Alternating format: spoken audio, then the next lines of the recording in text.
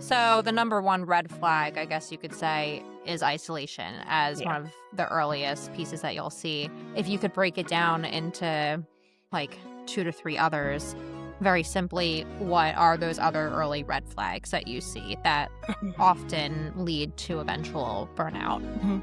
I would say just like completely defeated, just being completely defeated. Like nothing, I feel like nothing that I do is good enough, and I, not wanting to do something differently. Another one, I would say is overwhelm, like that, just like that overwhelm of like I can't get through things. Hey, Mama. Welcome to the Working Moms Playbook, the go to podcast for moms balancing careers and babies.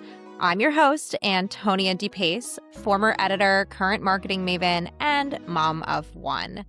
Each week, we're breaking down the systems, mindsets, and support every working mom needs to thrive, whether it be at work, at home, or everywhere in between. So let's get into it.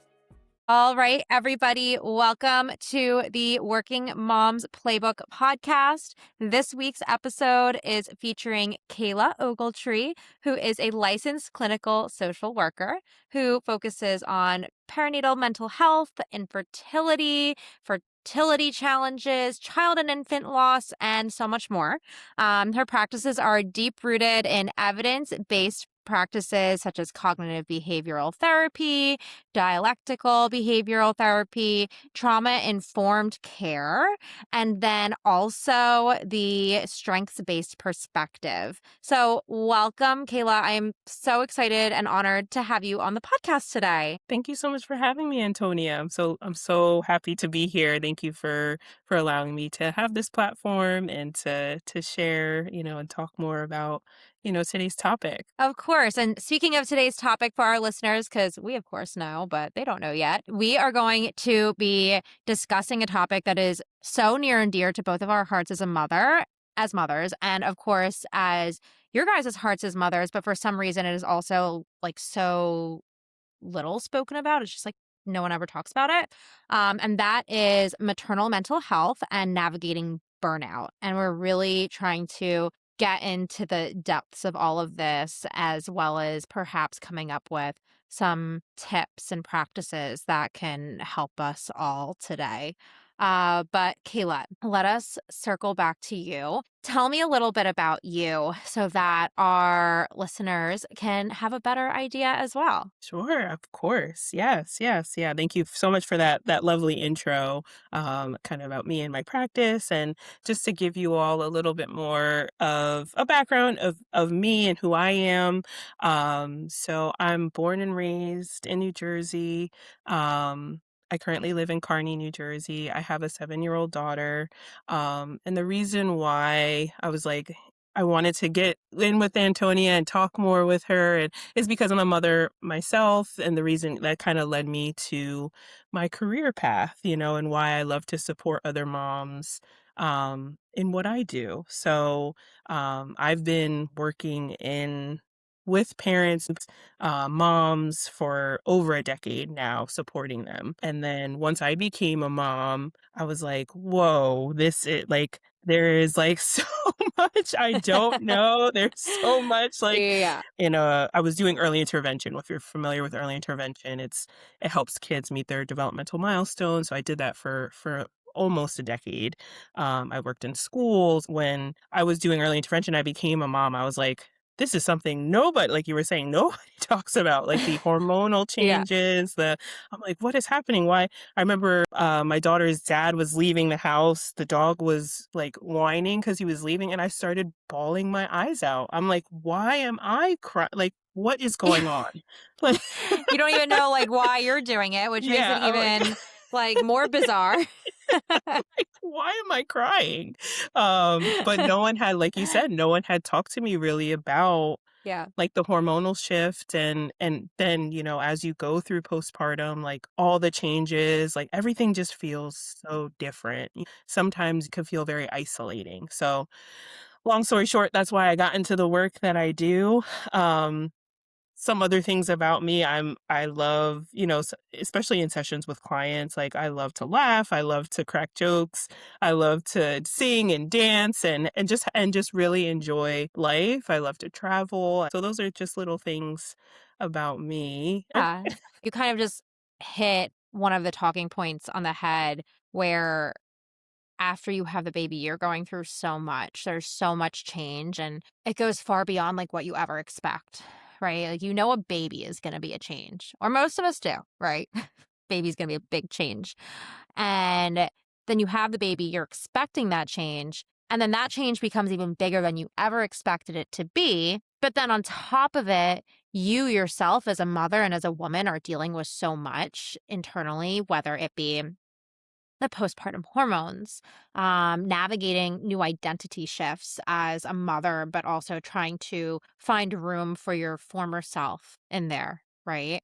Um, there's just there's so much Layered. going on. Plus, you're Yeah, juggling the schedule of a new child on top of it all, which exactly. is even harder. But through all of that, and I even really did this, like we minimize that experience. And I I don't know why, but, like, why do you think from your expertise and your practice, like, why do you think so many mothers are minimizing this experience of postpartum everything? Yeah. There's many different nuances to it.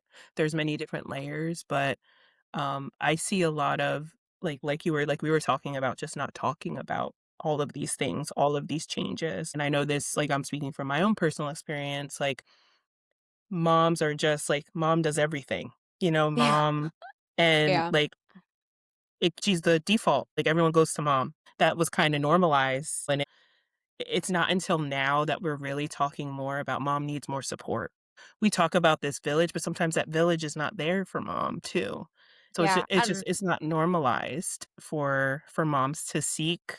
I think we're making some movements now, but for a long time that just wasn't something. It was like, no, you're supposed to feel this way. You're supposed to feel like, and no one really talks about it. yeah. And, well, like, what's interesting too is you look back, like, hundreds of years ago, right? And, of course, the role of the woman has changed drastically. Like, now we have careers. We have many more rights than we used to have. We still have a long way to go, but we have segmented a part in society that we did not have hundreds of years ago. But then in doing so, we of course still hold on to our natural form as mothers. That's just not something that we let go of, and we shouldn't have to. But through all of these stages and steps and advancements to get to where we are today, we have lost that village that was not even a question or an option hundreds of years ago. Of when you had a baby, you had 10 to 20 other women you were mothering with to make it easier to have different perspectives and different ideas. And you had a grandmother, you had multiple grandmothers, you had aunties. And while, if we're lucky to either have siblings or be married to people with siblings, like our kids might still have these people, but we've lost that true connected village that we used to have, which I feel like is often also part of what leads to this burnout. We don't talk about what's going on. We minimize our experiences. And we all have so many stars that we're reaching for to get that while it's getting us closer to our career and our ambitions, for some reason, and totally unbeknownst to me, is taking us farther away from that village that we really need to have it all click and be successful and where we don't burn out, right? Yeah, exactly. Yeah, yeah. It reminds me of that saying of like, we're supposed to work like we don't have children. And then mom, like, we don't work. Yeah. That's, like, the pressure that we feel, like, just even if it's not from ourselves, like, from society, from, like, I feel like cultural influences, also impact that as well. So that's where the minimization, I think, comes from. Yeah. When did you first realize that maternal burnout was becoming a serious issue and went beyond just normal exhaustion, which so many people dub it as? Yeah, yeah. I think working in early intervention and kind of seeing and go, and this was before I had my daughter. Mhm, Um, mhm. I was like, this, like, why is this like this just does not feel like why is mom and why is if it's not mom or like sometimes it's not mom, sometimes it's grandma or aunt, it is an aunt taking care of a child.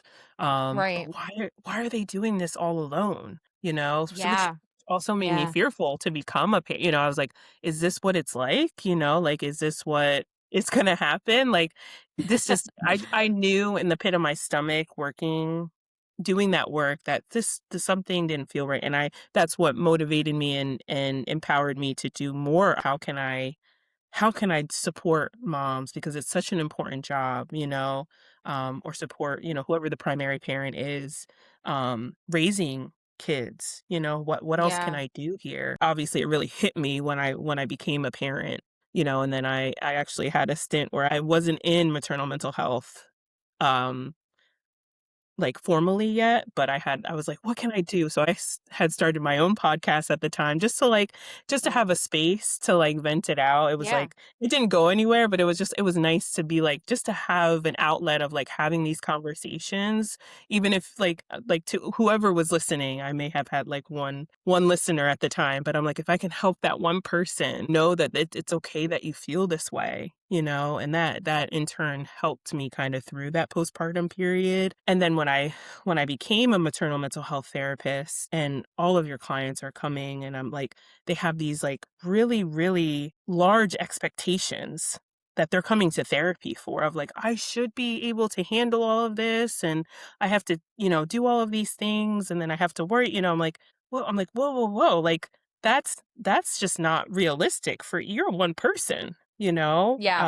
Yep. you're a one person and even just like even I think the biggest indicator to me too is like even when there is the village there, quote unquote, feeling like I can't ask for help because then that's going to make me look like I don't know what I'm doing as a mom. And that Mhm. really pains me.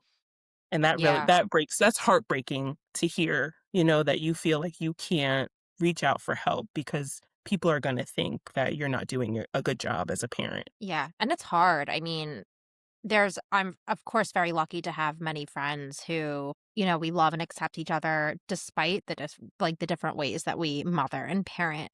However, the society of mothers throughout the United States, and this is not everybody, but it can be really judgmental and really harsh, and it is, like, worse than you ever could think it could be, and there's really no reason for it, for all of us to be pitted up against each other, and there's really no rhyme or reason, but it makes it even harder because you do feel like you almost have something to prove, and you do feel like you have to look like you have it all together because there's so much exhaustion and burnout that everybody is kind of like in everybody's business Mhm. because of it, Yep. and it's Yeah. hard. Yeah. When it comes to maternal burnout versus just being tired, right? How can a mother tell the difference between normal fatigue and true burnout? Like, what are those warning signals or red flags that they can be more conscious of to help us either take a step back or help us to ask for more help? One sign of burnout is kind of dreading the experience, like, ugh, I really don't like I don't wanna do anything. That's a first warning sign. Another one is just, like, maybe avoiding people, even, like, when you like, avoiding conversations with a partner, with a family member, like, those are signs of burnout. Um, or when things just like, you can't get through things, you can't finish tasks. That's a sign of burnout. Like, you'll start things and not finish them. Because you can't get through it. You can't get through it. Psychologically, you're distressed. That's usually a sign of burnout. When it's fatigue is, it usually is not long lasting. So burnout is usually longer lasting. You're avoiding tasks for weeks on end. You're not wanting to engage with other people for weeks on end. When it's just fatigue, you wake up and you're like, oh, I didn't get enough rest today, and I feel tired. But then, you make note of that, you're able to do something different. And then the next day you feel a little bit better, because you're able to Yeah. like get some more rest. What are you seeing is happening for those moms who aren't getting help to manage the burnout? Like what is that looking like in their homes? What is that looking like in their lives? What is it looking like in terms of how they're parenting versus how they Mhm. want to parent? Right? Yeah, it makes it challenging to do the things that they want. It puts a challenge up in regards to how they can even show up for their own child. It doesn't allow them to see how much they are doing, and it makes them feel like they're not doing enough. So that does interrupt the connection that they have with their child sometimes. It can lead to anxiety, it could lead to depression if you're not working through these things with someone. I'll see a lot of isolation. I see that often. So a lot of the work that I do and what I really try to focus on with moms is if they don't have that village or have that community, like I'm like, let's just get you in touch with one other person. Let's try a support group. Maybe a neighbor has a child. Just Yeah, having, even if it's like a small interaction. I'm like, you have to get out of the house. You have to leave the four walls, because that's when the four walls will start closing in. sure. So getting some fresh air. So Yeah. that's that's really, that's a lot of what I see. There's a lot of isolation a lot of the Mhm. times. So the number one red flag, I guess you could say, is isolation as one of the earliest pieces that you'll see. If you could break it down into like two to three others, very simply, what are those other early red flags that you see that often lead to eventual burnout? Mhm. I would say just like like completely defeated, just being completely defeated. Like nothing, I feel like nothing that I do is good enough, and not wanting to do something differently. Another one I would say is overwhelm, like that, just like that overwhelm of like I can't get through things. Yeah.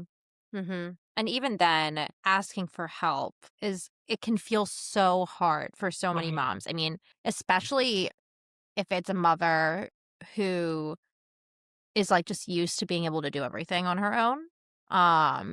I know for me, like, prior to having my son, like, I was just boom, boom, boom, boom, boom, like, able to do it all myself, like, I can handle it all, I can handle multiple things at once.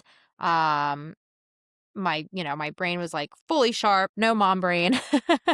Exactly. Yep. And so you're, like, used to not asking for help, and then at one point, I can't even tell you at what point during my postpartum journey, but I just something, like, clicked in my brain, and I was like, "Oh, I can ask for help for that." Mhm. Mhm. It's so simple, and it sounds so Yeah. silly because you're like, it is just such a simple thing to ask for help, but for some reason, it is so hard for us, and there does not seem to be a reason why. But with that in mind, we hold so much invisible labor that a lot of people don't see. That then also leads to like we almost don't even know what to ask for help for because it's just like an invisible daily task that we're so used to doing. It's like the clutter in the corner that you stop seeing if it sits there for long enough. How does that invisible labor contribute to resentment and emotional exhaustion? Oh, 100%. 100%. I would say it's like the number one reason, you know, when especially with the clients that I meet with, like why they harbor resentment, whether it's Mhm. towards a partner or family members that don't check in on them, right? Not them not feeling seen, in that invisible load. So something I actually talk with clients about, I'm like, how can someone else take responsibility for this thing? How can you communicate to the other, to someone else? How can we get it off your thought plate? Um, so really working with moms and parents on, like, communicating those things, because they are so unseen, and sometimes we have to I encourage moms, like, sometimes we have to change our behavior so that others can change theirs. So it's teaching, and that's what I do. So when I'm working with a client who's expecting, or even in postpartum, we're planning that out too. That has to be part of the plan too, because we focus a lot on just birthing the baby, which is very, very important. But we don't give a lot of thought or conversation to what's going to happen when baby's here. I let clients know, like, there is an invisible load to motherhood that no one else can see. So we have to tell them, and we have to have a plan of, like, okay, how are we going to share household responsibilities? How are we going to share, like, baby care? What's the expectation? Having that conversation with your partner about, whether, if it's not your partner, whoever's helping you take care of the baby at Hmm. the time. How And it can you goes share? so far beyond just like the beginning stages, too. I think that's Yeah. important to highlight here as Oh, well. yeah. Oh, yeah. Yeah, because now I'm with a 7-year-old and I'm like, "Whoa." Like, there is, like, a big emotional shift at 7 that nobody talks Yeah. about, and I'm like, so if I know that I have clients that are in, like, the same stage, I'm like, I'm talking to them about it because 'cause I'm like, "No one Yeah. talked to me about this." Like, there is, like, every stage, there's something different happening that we don't know, and it's okay to feel like, it shouldn't feel easy. Yeah. It should Yeah. never feel easy, but back to, like, our original point of, like, you can ask for help because asking for help is hard to do for adults. Yeah. We are so used to doing things on our own and not needing help, especially if you're independent, you're living on your own, like, you're not asking anybody for assistance, it's like like you were saying, Antonia, like, you've been doing those things on your own for so long, so it's such a big learning curve too. So something else we have to be comfortable with is relearning, being Yeah. okay that you don't know how to do something. And it's okay that it feels uncomfortable to ask for help. But the more you do it, it will get, a little bit easier to do. I think some part of us also as adults to make changes, like, to totally be like, do a 180 is, like, not realistic either. It's like, we will struggle still, even when we do start to ask for help. Like, there will be moments where we do struggle, you know? So, just recognizing that piece too. It's hard. And I think there's all these added pressures, especially in today's society, especially around the idea of the good mom and what a good mom is supposed to look like and what a good mom is supposed to do and what a child of a good mom is supposed to be like, and it's damaging. But what would you say from that good mom avatar, as we'll call it, what would you say are the most damaging characteristics of her for the real everyday mom? Just like unrealistic expectations.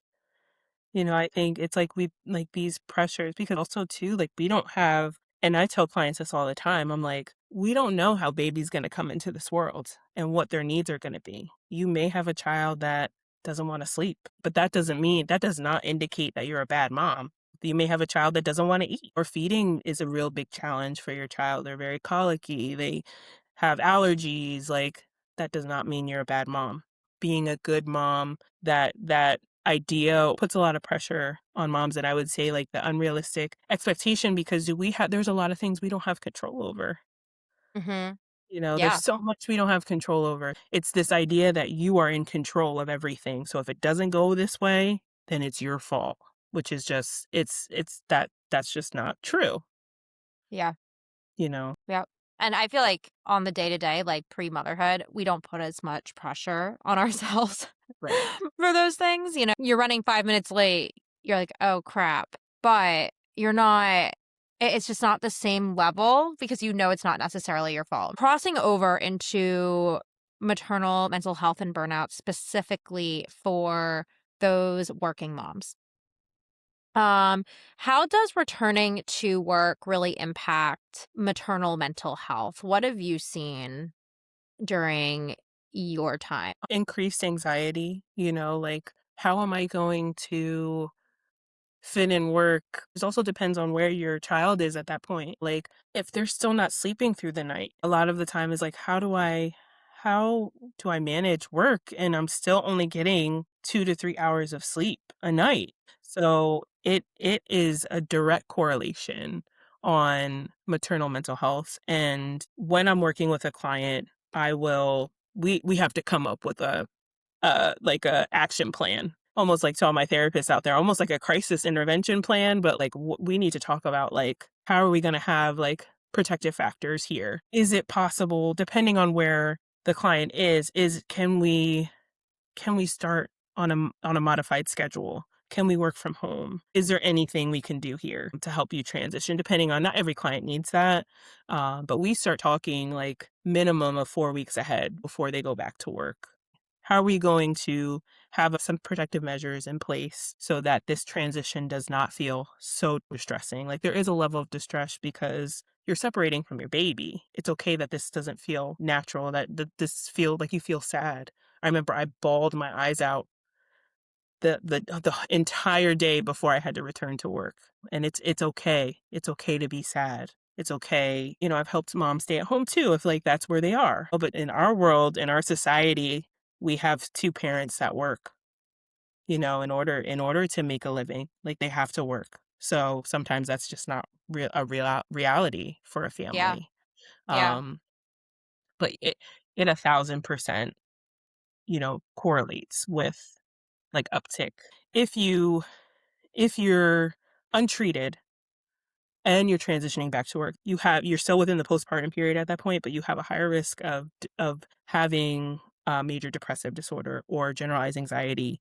So it turns into one of those if it goes untreated and you're transitioning back to work. So it does exacerbate your symptoms if the supports aren't in place, if things like that aren't happening for the parent going back to work. We often wait so long to seek help, not only from family members, not only from villages or friends, but in terms of counseling and therapy. We often utilize it as a emergency, I'm about to hit rock bottom or have already hit rock bottom, right?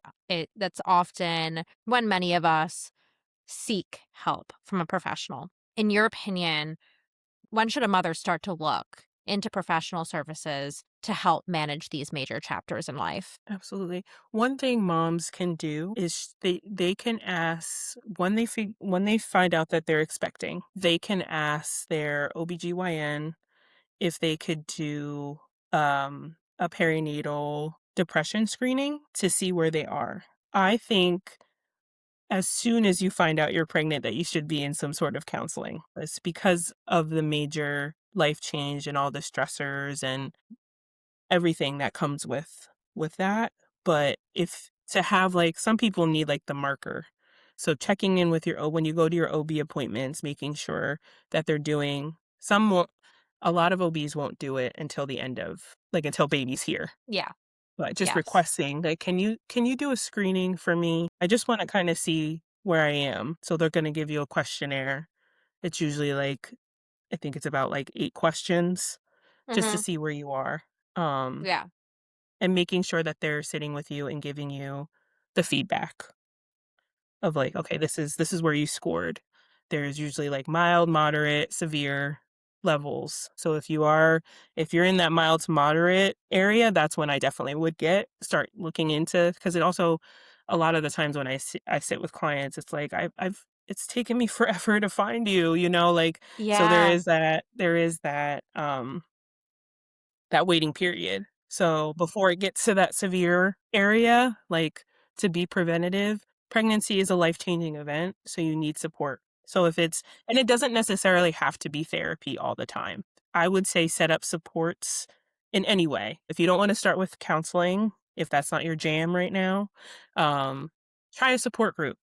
Like, just try to start to build that support for yourself. Yeah. And like just navigating back to the screenings for a moment, like even that can be so misleading, right? Because I don't think there's a solution to it unless you've thought of like that happy unicorn, beautiful solution, no issues intact. But I know for me, like in my experience, you almost there's and this is just like some people, right? Like some mothers totally recognize what's going on in their bodies right away, because it's at that high of a level.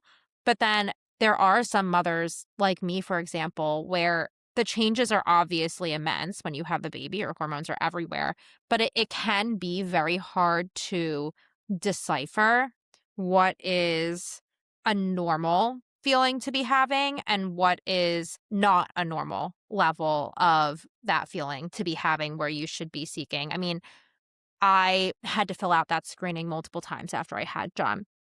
And of course, it changes on the day to day. But in my brain, the level of anxiety that I might have been experiencing or the level of like burnout that I was experiencing was like in my brain natural to what I thought I was supposed to be experiencing. And I think back onto it now, and I think I certainly was not at like a high emergent level of like needing help, but like I could have benefited, I think, from helping to manage certain situations, creating boundaries, managing household, and really just like having more of a guide because like it's so hard to figure out what is normal. Yeah, It's it's so all you hear easy to fall when through it the goes to cracks. news, on the news, that's what you're hearing about, right? When it's, like, at that Yeah. very, like, very severe Emergent. Yeah. emergent place. Yeah. And you're like, well, I'm not having intrusive thoughts. Like I don't want to like do anything drastic, right? You're like, so I'm okay. Yeah. But Yep. meanwhile, you're having anxiety about silly things. I mean, for me, it was driving over bridges, Mhm. which was like, I mean, it's still a little bit of anxiety, but I've always had a little Yeah. bit of iffiness around Yeah. bridges. Yeah. But like that for me was like big with a Mhm. newborn. And Mhm. it's like definitely could have gotten help to to navigate that. But Absolutely. like Yeah. because it wasn't very drastic, it didn't seem like it was something that I really needed to seek help for. And so many moms fall through the cracks, I feel like, because 100%. I almost feel like that screening is like a 0 to 100. Yeah. Yeah. Yeah. Or you get in there and you're like a lot of moms will be like, "I can't answer this truthfully." Like, "I don't know this like, Yeah. I don't We're have." afraid. Where if you're scared, like, what if I Mhm. say this, like, what are they gonna do? Like, am I gonna lose my baby if I say this? That's where the work still needs to be done with maternal health and maternal mental health, is really educating providers on it's really explaining the screening and why it's important and what resources and what this means and sitting with a new parent afterwards and it kind of going through the screening and talking about what the different categories are and when they should get help, so that I think we're making some progress there, but for moms, for you, for anyone listening, like you can always ask your provider to sit with me, go through the screening. You have to stop your provider or have your partner do it. Have them in the room with you, Yeah. because you you you should not know what, like you don't have to be the one that decides like, do I need help? Is this okay? Like you don't know that. You're the person that's not your responsibility to know. But if you are feeling like you need more support, it's okay to ask for more support, and that could be the benefit of counseling, right? It's like your therapist will do an assessment. If they think you're okay and that you don't need ongoing therapy, they're going to tell you that. Mhm. You don't have to make that decision. Yeah. Yeah. You put it in the hands of somebody else. Mhm. Mhm. So then, looking forward, what are some small, realistic steps a burned out mom can take today? Sure. Yeah, absolutely. There is this new phenomenon and I have kind of been doing it with clients too, because self-care is self-care is really where you can resolve burnout, but as a parent, you can't do self-care like you did before. Yeah. Yeah. They're calling it microdosing self-care. So, and I kind of I've been doing this a lot with my clients for a long time, but it's really just finding any small moments you can take for yourself. Whether it's I can step outside for 5 minutes just to get some fresh air. You have a porch or something, baby sleeping, they're right there. You could go outside and just or open the window, breathe in some fresh air. You have to find ways to keep doing the things that bring you joy. And it may not look the same way as it did before. But if, for example, if you like reading, read for 5 minutes. That's something you love, you know? And it even to like make it even more simple. Like you have to take care of your basic needs. You have to take care of your basic needs. So that's where the planning before babies here comes into play because we're talking about, okay, how am I going to shower? How am I going to Yeah. feed myself? How can someone Yeah. like in my how who okay, who do we have in the support system? Can they make Yeah. meals? Like we're assigning jobs and I'm like if people are coming over, they're helping you so that you can get in the shower and you can Yep. feed yourself. Hmm. So we're doing a lot of that. So it starts there, like being able to take care of your baby. Those that has to happen first. So if you're not there yet, find talk to your partner. I need to be able to shower. I need to be able to feed myself and take care of those things. Sleep is also in the research in maternal mental health links back to sleep because we're not getting a lot of it when we're new parents. Um, so figuring out ways and I have a lot of families that get really creative about like creating schedules and like let's have different they call it shifts.